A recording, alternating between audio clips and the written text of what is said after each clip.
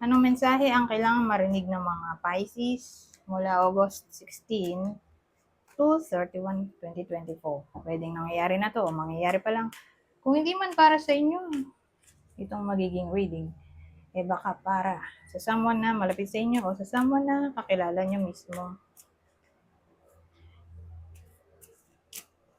Baka may lumabas na gender mamaya, huwag nyo na lang pansinin. Okay? Kung conflict yung gender sa sitwasyon nyo. Pwede rin naman na gawin nyo na lang energy, yung energy. Diba? Masculine at feminine energy. O pwede rin naman na yung lalaki, siya yung extrovert at yung babae yung introvert. So, kayo nang bahala. Okay?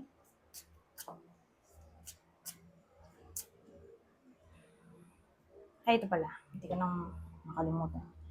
May 3 deck ako dito. Kung hindi man mag-resonate sa inyo to, i-adjust nyo na lang ang video at hanapin ito. Kung hindi pa rin, edi pumunta na kayo dito sa pinakahuli.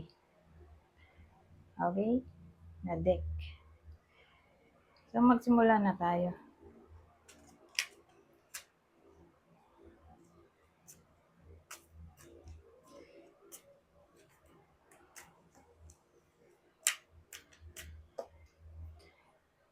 Ano to? Man to man ba to? O father? Son relationship o man to man connection friends? Ano kaya to?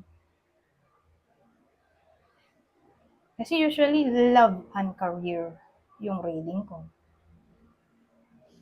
So pag nakita ko ganyan, pwedeng man to man. Relationship o pwede rin naman, sabi ko nga kanina, extrovert, di ba?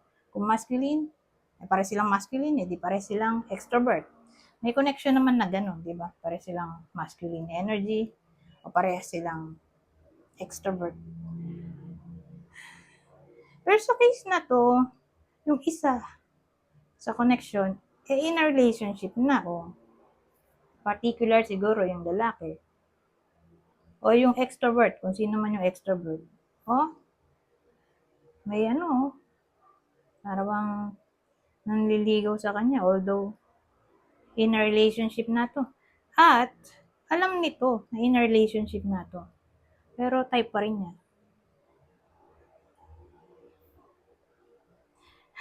Ano to? Ito pala yung mga sinabi ko, ito na flirtation. Pag nakita ko to, flirtation to.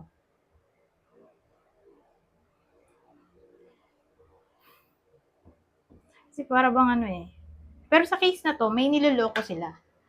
Okay? May masasagasaan sila sa kind ng flirtation. Kasi may flirtation naman na normal lang, di ba? Kasi kung single naman sila pareho, di normal lang yun. Ito kasi yung pagtatag dito, ano bang explanation? Pagkapanalo sa maling paraan, kaya nga umiiyak yung mga tao doon, no? Nanalo siya sa dirty way, o ginawa na niya lahat-lahat para lang manalo. Pero again, may mga natapakan siyang mga tao para lang makuha ang gusto niya.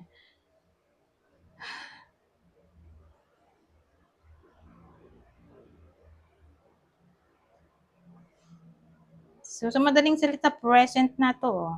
Nangyayari na para sa iba sa inyo. Na, yun nga, nandito na yung lalaking to yung someone nga na nanliligaw dito sa in a relationship na. Well, again, case to case basis, pwede itong homosexual o heterosexual. Basta may nanliligaw kahit in a relationship na. Kaya lang ang problema natin yung isa nga dun sa connection in a relationship na sa iba at willing pa lumandi kahit na in a relationship siya sa iba, ini-entertain niya pa to. Ito naman, alam ng in a relationship, pinapatos pa niya. Ang problema natin sana ganun na lang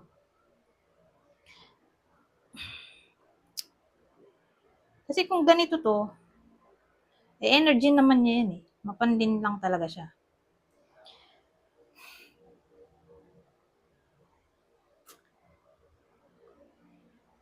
Kasi kung ganito, sabihin natin, yan, ganyan sila, ang arrangement. Hindi niya papansinin to sa pananaw ko. At mas pipiliin niya pang mag-focus na lang sa yung attention niya sa trabaho o pag-earn ng money kaysa i-entertain to. Eh, kaya lang kung ganito yung sitwasyon sa pananaw ko, since ito naman willing i-entertain ito, so ibig sabihin yung effort niya, magkakaroon ng improvement. Lago tayo.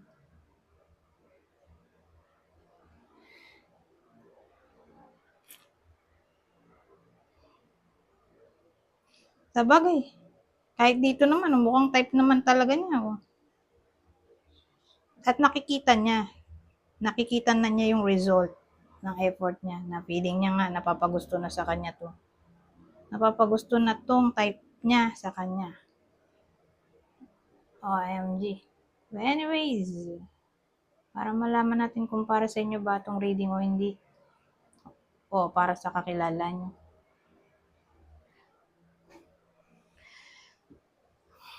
Ito, ang possible zodiac sign ng partner nito, hindi to ha, partner nito.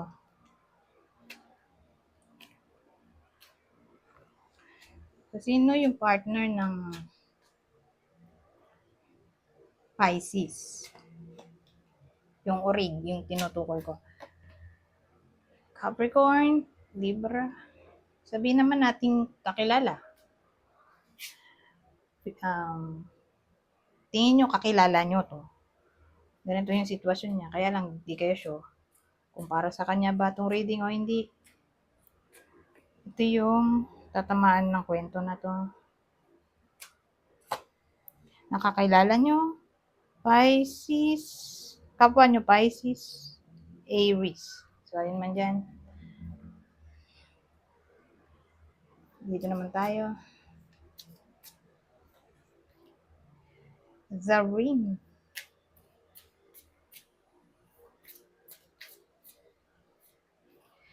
Small child. Ano yun? Small child.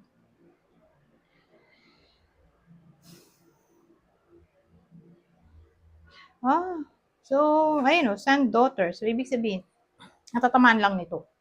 Eh, mga lola na o matatanda na yung anak nila na may capability na ikasal.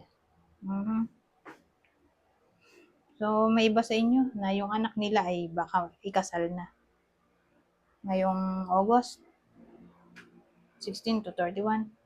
O ma-engage ba? Baka ma-engage na sila.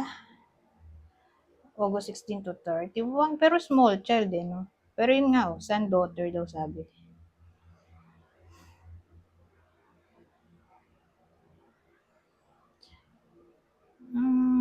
Pero ang maganda dito, kasi pag nakita ko yung child, di ba honest sila? Sabagay, may sinungaling din man. Pero kadalasan kasi pag nga bata, kung halimbawa, testigo, magiging testigo, bata saka yung adult. Sino yung kapanipaniwala? Tingin ko yung small child, di ba? Kaya nire-represent ng small child ang honesty para sa akin. So, sabihin natin, para sa iba sa inyo, safe naman ang relasyon. Kasi may honesty. O baka makasal yung iba sa inyo sa mas bata sa kanila. Pwede rin. O baka ito yung ikakasal. Nakakilala nyo. Hindi ko naman sinasabing bata, literal. Pero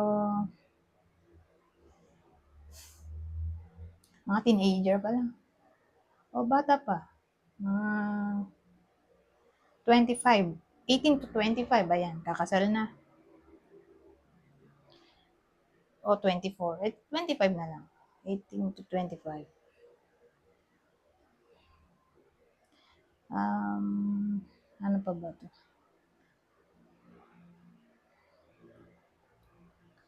May naisip pa akong isa, eh.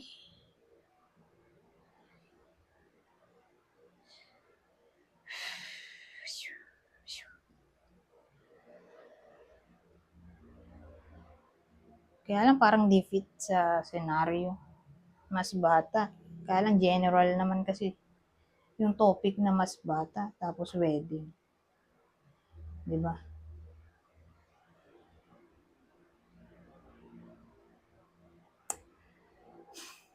Hmm.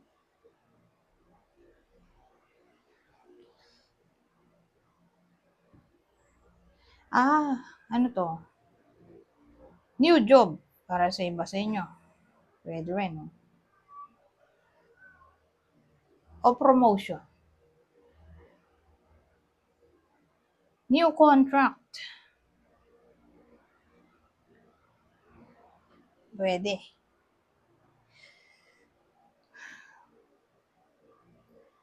Ang hirap naman. Ano maisip. Wala kasi ito sa ano, Lenormand talaga. Kumbaga inimbento lang 'to ng creator. Pero parang na rin siyang child, 'di ba, yung 13 sa Lenormand. Sasabihin natin playful, connection, playful, relationship. Flirtatious siguro. Pwede rin. Nagiging passionate ang 2 linggo na to para sa iba sa inyo.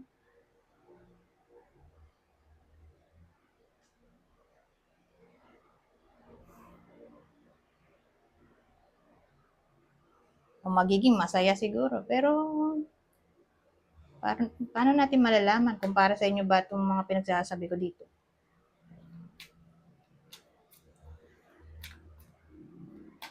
Ito yung possible partner o person ng iba sa inyo. Natatamaan ng reading na to. Ito Lenormand to.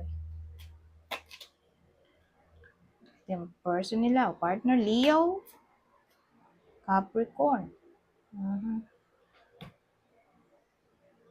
Ito ang huli. Ito oracle to. Pero nakalimutan ko na sino ba tong creator nito. Basta oracle to. Sabagay, lahat naman sila ay oracle, pero ewan ko, may term kasing system eh.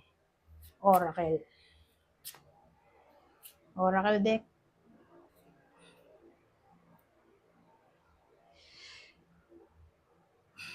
Ano yan? Wisdom piece. Siguro mag-gain ng enlightenment yung iba sa inyo o yung nakaaway nyo para magkabati na o ito yung magiging lesson na matututunan ng iba sa inyo at ito ay may kinalaman sa peace.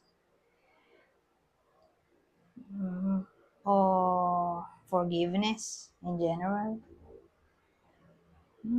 Kasi wisdom, usually kinokorelate yung wisdom sa lesson. Kasi magigain mo lang naman yung wisdom kung na-solve mo na yung lesson na dapat mong matutunan.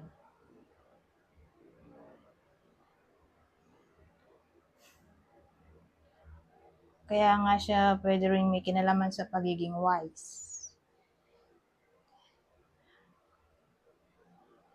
Pero usually din, pag ganito, owl, saka yung may embodiment ng wisdom, matatanda na yan.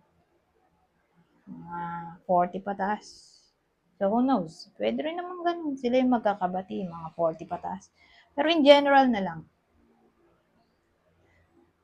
Baka nga may reconciliation na maaaring mangyari. Whether sa pagitan ng magkakaibigan o magkarelasyon. O sabihin natin forgiveness na lang. Kung di man kaya pa sa ngayon na magkita sila eye to eye. Di ba? Pwede namang magsimula sa peace of mind, forgiveness sa mind bago makipagkita. Di ba? At mabalik ang dating samahan. Anyways, ang hanggang dito na lang. Goodbye. For now.